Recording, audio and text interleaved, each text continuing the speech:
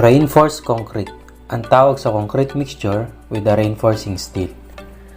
Paano ba tayo makakasiguro sa quality ng mga ito? At kung ito ba ay nasa tamang sukat? Yan ang pag-uusapan natin sa video ito. Tara, samahan niyo ako.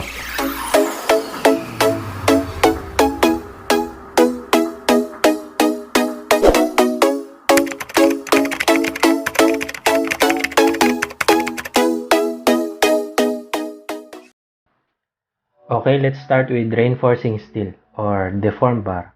Mas kilala sa tawag na kabilya sa mga Bisaya at bakal sa Tagalog. Dito sa Pilipinas, meron tayong iba't ibang diameter ng bakal.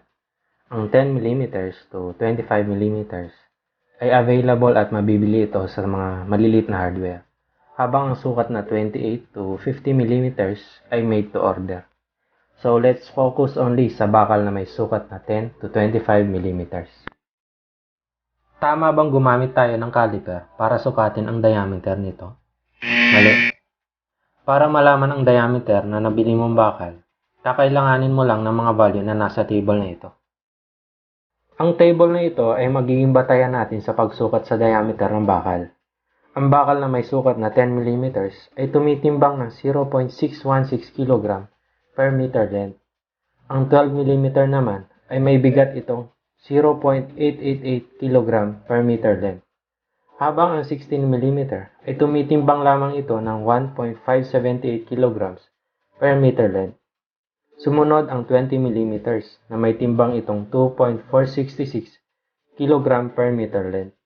Nariyan din ang 25mm na tumitimbang ng 3.853 kg per meter length. Ang tanong, paano ba natin gagamitin ang mga ito para makasigurong tama ang sukat ng bakal na ating nabili? Una, kakailanganin natin pumutol ng bakal na may habang 1 meter length at timbangin ito gamit ang weighing scale. Saka mo ikumpara ito sa table na yan. Kung hindi naman exact ang value na nakuha mo, dapat pasok sa plus or minus 6% ang difference. In short, hindi dapat lalagpas at hindi rin bababa sa 6%. Kung sakali naman nakalimutan mo ang mga value na nasa table na yan, tandaan lang ang formula na ito.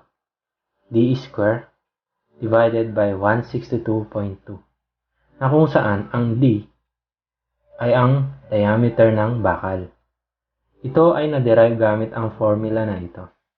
Weight ng steel is equal to density ng steel times the volume of rebar per meter length, na kung saan ang density ng steel ay may equivalent value na 7,850 kg per cubic meter. Okay, tara, sampulan natin. Unahin na natin ang bakal na may sukat na 10mm. So, gamitin natin yung formula na D square divided by 162.2. So, let's substitute the diameter ng bakal. So, 10 square divided by 162.2. So, ang makukuha natin, 0.616 kg per meter. Sumunod ang 12mm. So, 12 square na ang ibig sabihin ay 12 times 12 divided by 162.2. So, we got 0.888 kg per meter. Next, yung 16mm. So, 16 square divided by 162.2 is equal to 1.578 kg per meter. Sumunod yung 20mm. 20 square divided by 162.2, ang makukuha natin 2.466 kg per meter length. At ang panghuli, ang 25mm. So 25 square divided by 162.2 is equal to 3.853 kg per meter. Dumako naman tayo sa strength ng steel with their corresponding grades. Meron tayong apat na option to determine the strength of reinforcing steel. Number 1. Testing of rebars gamit ang makinang tinatawag na Universal Testing Machine or UTM. Ang procedure na ito ay malimit ginagamit para makasiguro sa kalidad ng bakal sa pagpapatayo ng mga naglalakihang gusali. For every newly opened project, it requires kasi na magkaroon ng testing once na deliver on-site ang mga bakal. Pero paano ba ito ginagawa? Pumutol ang sample ng bakal na may habang 1 meter sa may bandang dulo nito. Gamit ang hakso at putulin muli ito sa dalawa na may sukat na 0.6 meter at 0.4 meter. Ang 0.6 meter ay sample para sa pagkuha ng tensile and yield strength of rebars. At ang kaputol nitong 0.4 meter ay para naman sa bending. Gumamit ng hakso para sa pagputol ng sample. Iwasan itong putulin ng acetylene or kahit anong uri ng pamutol na makakaapekto sa strength ng bakal. Sa pagkuha ng tensile strength ng isang bakal, dahan-dahan binabatak ng UTM ang 0.6 meter na bakal hanggang sa ito ay maputol para makuha ang yield strength at tensile strength ng bakal. Kalimitan ganito ang result na binibigay ng mga testing center. Take note of this. Siguraduhin DPWH accredited ang testing laboratory na pagdadalhan mo ng sample. Ang requirement for grade 60 ay minimum of 414 megapascal ang yield strength nito. At ang tensile strength nito ay nasa 550 megapascal minimum. And take note, dapat ang ratio ng tensile and yield strength ay hindi dapat bababa sa 1.25. So let's see kung pumasa ba yung sample na dinala natin sa testing center. Kung mapapansin nyo, based sa result and minimum requirements for grade 60, pumasa ang ating sample.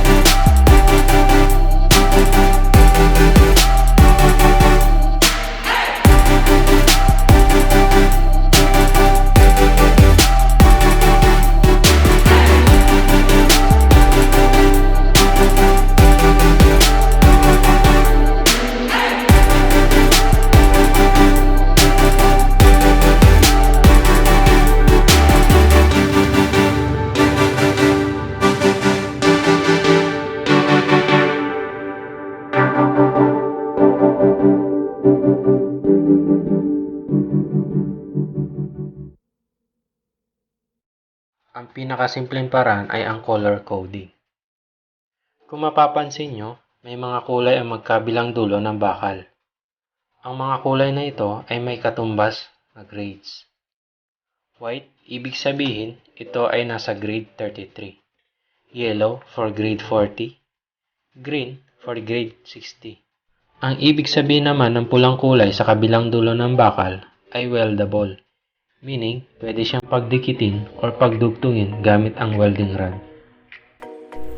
May mga bakal kasi na pag ginamitan ng welding machine ay nababawasan ang strength nito. Alam nyo ba na ang corrugation ng bakal ay may malaki itong gamit? Ang corrugation na ito ay nagsisilbing bond strength to bind with concrete para makagawa ng perfect reinforced concrete structure. In short, ito ay magsisilbing stopper para hindi basta-basta maghiwalay ang konkreto at ang bakal. Okay, let's review yung mga option na pwede natin gamitin sa pag-check ng kalidad ng bakal or quality of steel. So, yung una, gamit ang Universal Testing Machine. Pangalawang option natin yung Mill Certificate. Pangatlo yung Grade Mark. At ang panghuli yung Color Coding. So, that's the end of our topic about reinforcing steel. Sa susunod kong video, pag-usapan naman natin ang concrete.